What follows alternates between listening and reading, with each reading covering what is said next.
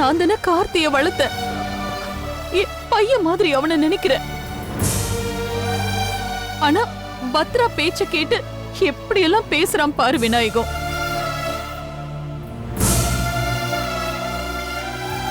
அப்பா இறக்கறதுக்கு முன்னாடி எப்படி இருந்தாருன்னு நீ கூட இருந்து பார்த்தல விநாயகம். அக்கா, எனக்கு புரியாத பல விஷயங்கள் இப்பதான்க்கா புரியுது.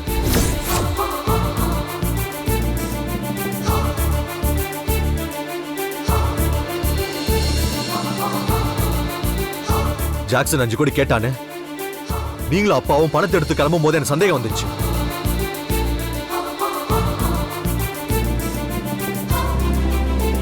ஆனா உங்க மேல இருக்க நம்பிக்கையில நான் அதை பெருசா எடுத்துக்கல. ஆனா இப்ப யோசிச்சு பாக்குறேன், அவன் கிட்ட இருந்த வீடியோல அப்பா சம்பந்தப்பட்டது ஏதோ ஒண்ணு இருந்திருக்கு. அது அவன் கிட்ட இருந்து வாங்கதான் அவ்வளவு பெரிய அமௌண்ட்டை நீங்க கொடுக்க போயிருந்தீங்க.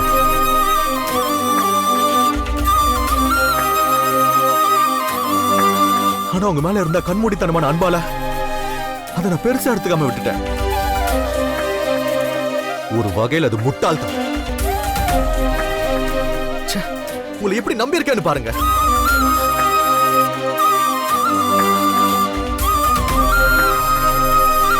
என்னோட அன்பை நீங்க பயன்படுத்திட்டீங்க.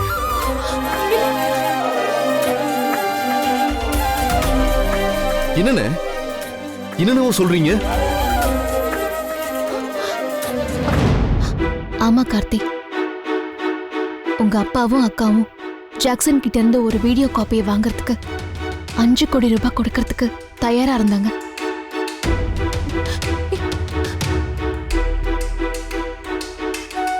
அந்த சமயத்துல தான் நான் ஜாக்சனை பிடிச்சு என் கஸ்டடியில வச்சிருந்தேன். அந்த வீடியோல தென்னவனை கொலை பண்ணது யாருன்னு தெளிவா இருக்கு. கார்த்தி, தென்னவனை கொலை பண்ணது உங்க அப்பா.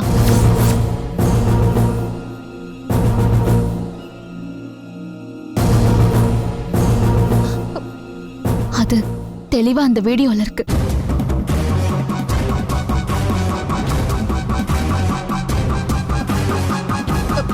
பத்ரா, நீ உன்னோட எல்லையை தாண்டி பேசிட்டு இருக்க.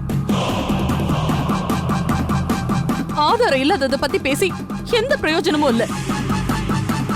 அக்கா, தென்னவனை கொலை பண்ணது அப்பா தான் நீங்க ஸ்வேதா கிட்ட சொன்னதை நாங்க கேட்டோம்.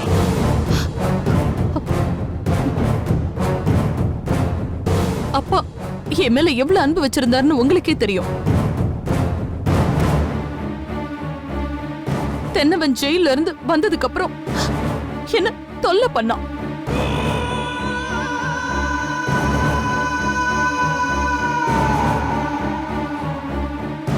அதனால அப்பா அவனை எச்சரிக்க போனாரு. அவ்வளவுதான் கார்த்தி. இது எப்படி கொலையாகும்?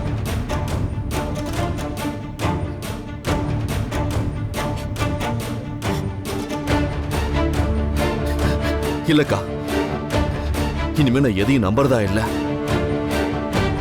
எல்லாத்தையும் விடுங்கக்கா. ஆனா நம்ம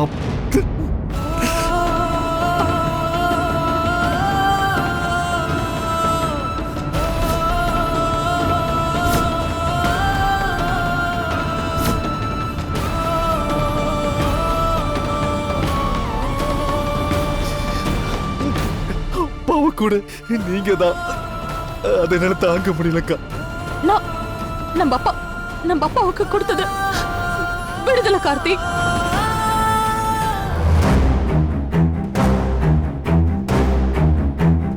வேண்டாக்கா,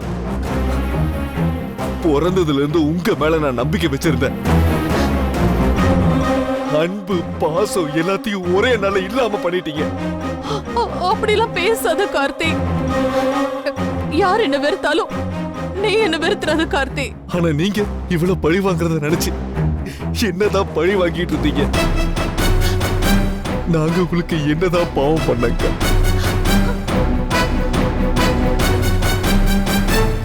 பத்திரமலை இல்லாத தப்புகளை சொல்லி அவன் மேல பழிய போட்டு கோயில் அவளை பரிகார பூஜை செய்ய சொல்லி எப்படிக்கு அவன் தாங்கி இருப்பான்?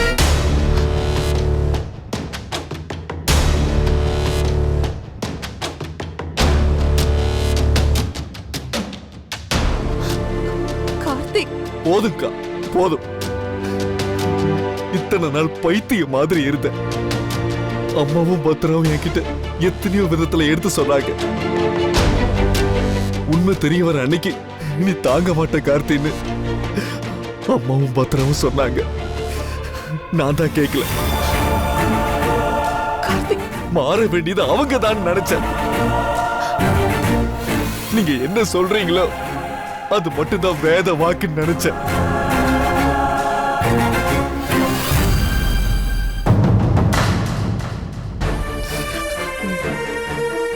அதுக்கு நீங்க எனக்கு நல்ல பரிசு தந்துட்டீங்க.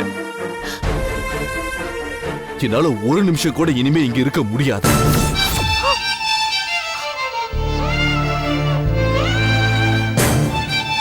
இந்த குடும்பம் பெருமையானது இல்ல.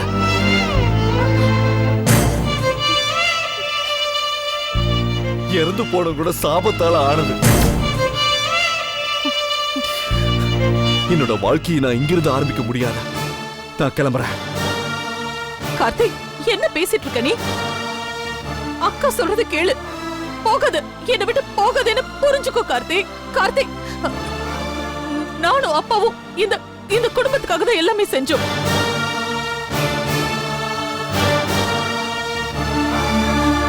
புரிஞ்சுக்கோ கார்த்திக். போகாது, என்னை விட்டு எங்கேயும் போயிடாது கார்த்திக். கார்த்திக், கார்த்திக், நான் சொல்றது கேளு. கார்த்திக்,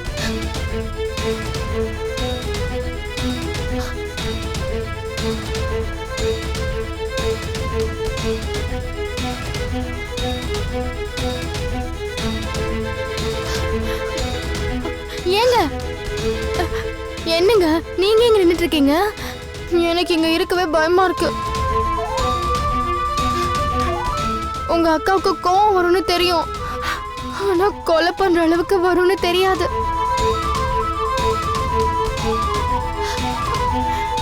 என் வாய் வேற சும்மா இருக்காது, எதையாவது பேசி வச்சிடுவேன். உங்க அக்கா என்ன ஏதாவது செஞ்சிட்டாங்கன்னா நான் என்ன பண்றது?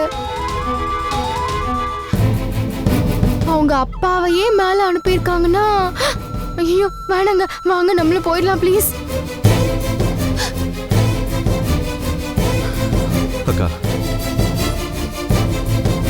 கஸ்தூரி சொல்றதுக்கு முன்னாடியே நான் முடிவு பண்ணிட்டேன். என்னால எங்க வாழ முடியாதுக்கா.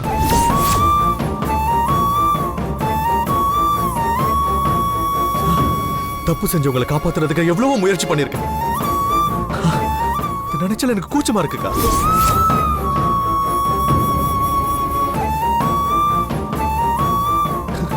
இங்க எல்லோருடைய அன்பையும் நீங்க சர்வசாதாரணமா எடுத்து விளையாட ஆரம்பிச்சிருக்கீங்க. அதான் நான் கிளம்புறேன்க்கா. விநாயகம், வரேன். விநாயகம், வா கஸ்தூரி. நான் சொல்றது கொஞ்சம் கேளுடா.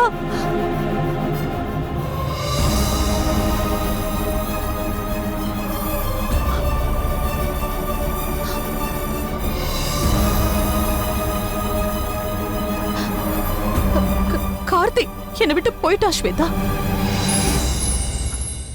அவனுக்காக நான் என்னெல்லாம் செஞ்சிருக்கேன்னு அவன் கொஞ்சம் கூட நினைச்சு பார்க்காம பத்ராவோட போயிட்டான். விநாயகமும் போயிட்டான். இனி இனி இந்த வீட்ல நாம 2 பேரும் மட்டும்தான் இருக்க போறோம். இல்லம்மா, நீங்க மட்டும்தான் இருக்க போறீங்க. உங்க கௌரவத்தோட, உங்க அதிகாரத்தோட. என்ன சொல்ற? நீயும் போறியா? ஆமாம்மா, நானும் கிளம்புறேன். எங்க போவ ஸ்வேதா? நான் எங்கம்மா போவேன்? என் அப்பா கிட்ட தான் போறேன். ஸ்வேதா, நீயும் என்ன தோக்கடிச்சிட்டு போயிடாத ப்ளீஸ். இப்ப கூட உங்களுக்கு நீங்க தோத்துட்டீங்கன்னா தோணுதுல? எங்க எமோஷன்ஸ் எதுவுமே உங்களுக்கு புரிய மாட்டேங்குதுல? ஒரு நாள் தனியா இருந்து நல்லா யோசிச்சு பாருங்கம்மா. நான் போறேன். ஆனா நீங்க கவலை எல்லாம் படாதீங்க, நான் ஒரேடியெல்லாம் போக மாட்டேன். என்னதான் இருந்தாலும் நீங்க என் அம்மா தானே, உங்களுக்கு செய்ய வேண்டிய கடமையெல்லாம் நான் செய்வேன். அவ்வளவுதான், நான் வரேன். ஸ்வேதா, ஸ்வேதா,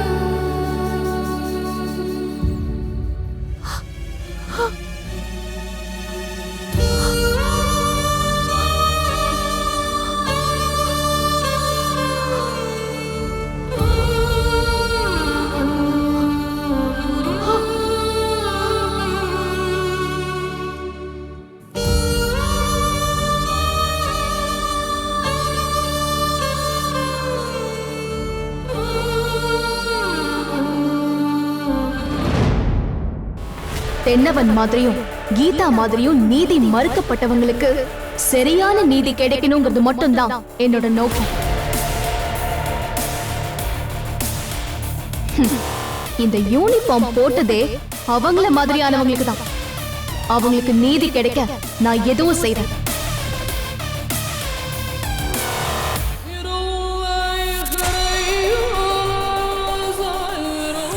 நீங்க என்ன பண்ணாலும் இந்த கேஸ்ல இருந்து தப்பிக்கவே முடியாது. நீங்க செஞ்ச தப்புக்கான விலைய நீங்க கொடுத்துதான் ஆகணும். அது வரைக்கும் நான் விட மாட்டேன்.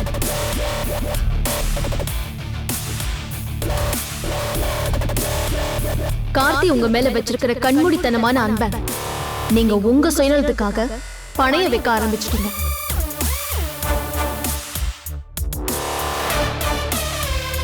நீங்க எது சொன்னாலும் தலையாற்ற கார்த்தியா அவர் எப்பவும் இருந்துருவார்னு நினைச்சுக்காதீங்க. காலம் மாறும். கோபுரத்தோட உச்சியில ஒட்டிட்டு இருக்கிற குப்பையெல்லாம் கீழே விழும். இந்த வீட்டுக்குள்ள நான் திரும்ப வரும்போதே எதுக்கும் தயாராதான் வந்தேன்.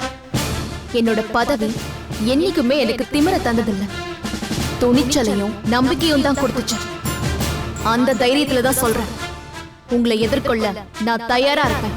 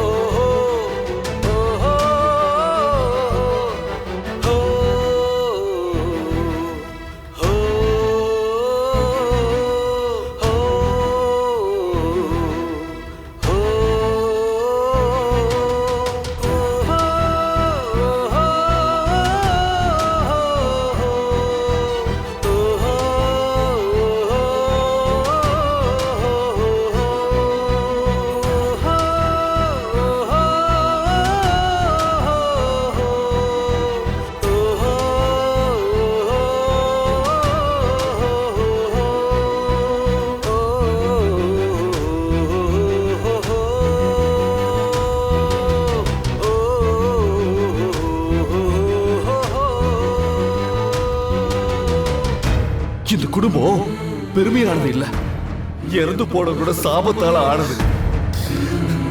என்னோட வாழ்க்கையை நான் இங்கிருந்து ஆரம்பிக்க முடியாத. நான் கிளம்புறேன். டேய் கார்த்தி, கார்த்தி சொன்ன கேளு. கார்த்தி, தப்பு செஞ்சவங்களை காப்பாத்துறதுக்கு எவ்வளவோ முயற்சி பண்ணிருக்கேன். நினைச்சல எனக்கு கூச்சமா இருக்குக்கா. எங்க எல்லோருடைய அன்பையும் நீங்க சர்வசாதாரணமா எடுத்து விளையாட ஆரம்பிச்சிருக்கீங்க. அதான் நான் கிளம்புறேன்க்கா. விநாயகம், விநாயகம் வா கஸ்தூரி, நான் சொல்றது கொஞ்சம் கேளுடா.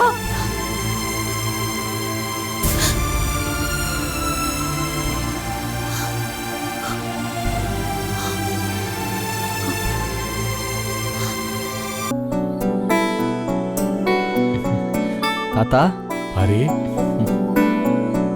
எப்படி இருக்கீங்க தாத்தா? நான் நல்லா இருக்கேன். நல்லா இருக்கியா?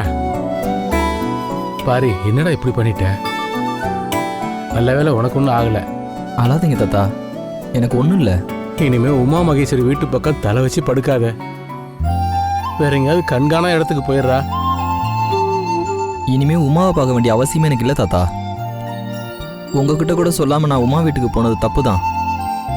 ஆனால் பத்ரா மேடம் நமக்காக போராடிக்கிட்டு இருக்காங்க. அவங்க கூப்பிடும்போது நான் போய் தானே ஆகணும். அதுவும் போக நமக்கு விசுவாசம் இருக்கார் தாத்தா. இப்போ நம்ம எல்லாம் நினச்ச மாதிரியே நடந்துட்டு இருக்கு தாத்தா. இனி கவலை இல்லை. இத்தனை வருஷம் நம்ம குடும்பப்பட்ட கஷ்டத்துக்கெல்லாம் நியாயம் கிடைச்சிருக்கு. பாரி, இந்த பொண்ணு யாரு? இவங்க ஸ்வேதா தாத்தா, நம்ம விஸ்வசாரோட பொண்ணு. வணக்கம் தாத்தா. வணக்கம். உங்களை பத்தி பாரி நிறைய சொல்லிருக்காரு. பாரி, இந்த பொண்ணு உமாவோட பொண்ணு தானே? ஆமாம் தாத்தா. தாத்தா, நீங்க என்ன பார்த்து கோவப்படாதீங்க. நான் எங்க அப்பா விஸ்வத்தோட பொண்ணு, அதுக்கப்புறம் தான் உமாவோட பொண்ணு. இப்ப நான் பாரியோட ஃப்ரெண்டா தான் நான் உங்களை பார்க்க வந்திருக்கேன். தாத்தா, ஸ்வேதா இல்லைனா நம்ம குடும்பத்துக்கு இன்னைக்கு பதில் கிடைச்சிருக்காது. அப்படியா? ஆமாம் தாத்தா. உமா இத்தனை வருஷமா எதெல்லாம் வெளியே தெரியாம மறைச்சு சட்டத்தையும் ஊரை ஏமாத்திட்டு இருந்தாங்களோ அதெல்லாம் இன்னைக்கு வெட்ட வெளிச்சமாயிருச்சு. ஆமா தாத்தா, எங்க அம்மா கூட யாருமே இல்ல. எல்லாருமே அவங்கள விட்டுட்டு வெளியே வந்துட்டோம். எங்க அம்மாக்கு வேற எந்த தண்டனை கிடைச்சிருந்தாலும் அவங்களால அதுல இருந்து வெளியே வந்திருக்க முடியும். எங்க அம்மாக்கு கிடைச்சது வாழ்நாள் தண்டனை. அதுல இருந்து அவங்களால வெளியே வரவே முடியாது. சுவேதா சொல்றதை என்னால் நம்பவே முடியலடா. நம்புங்க தாத்தா. பத்ரா மேடம் தான் திட்டம் போட்டு உமா வீட்டில் என்னை வேலைக்கு சேர்த்து விட்டாங்க. ஒவ்வொரு தடவையும் உமா என்னை பார்க்கும்போது கோபம் வந்துக்கிட்டே இருந்துச்சு.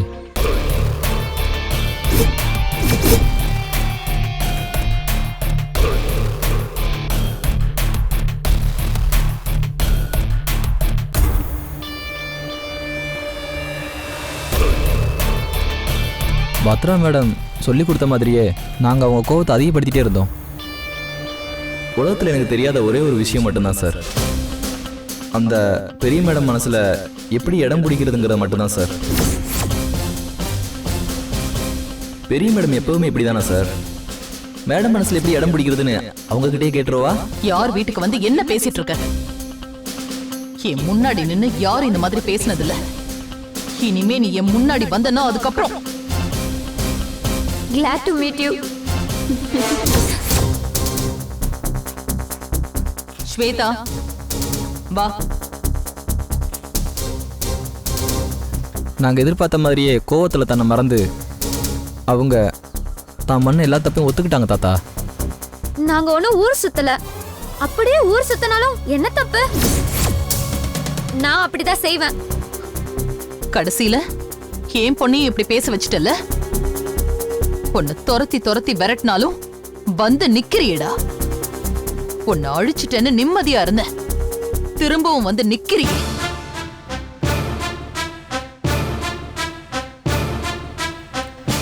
ஆமா தாத்தா, அதனாலதான் நாங்க எல்லாரும் அவங்கள விட்டு விலகிட்டோம். தென்னவனை ஜெயிலுக்கு அனுப்பிட்டு நம்ம குடும்பம் திக்கு தெரியாம நின்னதுடா. எதுவும் தப்பே செய்யாத நம்ம குடும்பத்துக்கு இவ்வளோ பெரிய தண்டனையான்னு நான் நினைக்காத நாளே கிடையாது. தென்னவன் காலேஜில் படிக்கும்போது எப்பவும் அவன்கிட்ட பேச, சந்தேகம் கேட்க ஒரு கூட்டம் இருந்துகிட்டே இருக்கும்டா. யாருக்காவது உதவினா உடனே போய் நிற்பான். ஆனால் அவன் செத்தப்ப நான் மட்டும்தான் பாரு அவன் கூட இருந்தேன்.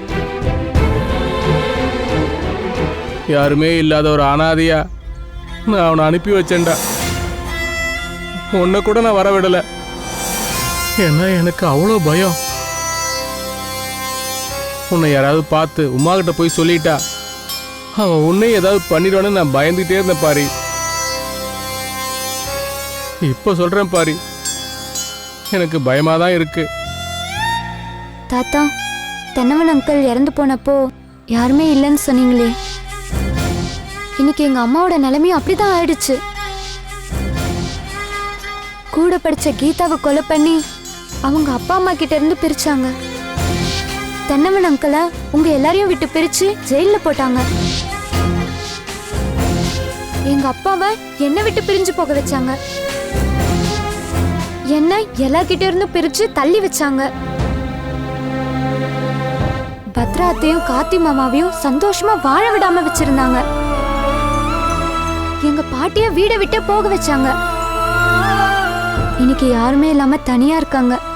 இது அவங்களால சரி பண்ணவே முடியாது. உள்ளதுலயே அவங்களுக்கு கிடைச்ச கொடுமையான தண்டனை இதுதான். சுவேதா, நீ உமாவோட பொண்ணா இருந்தாலும் எங்களுக்காக இவ்வளவு நல்லது பண்ற பத்தியா? நீ நல்லா இருப்பம்மா.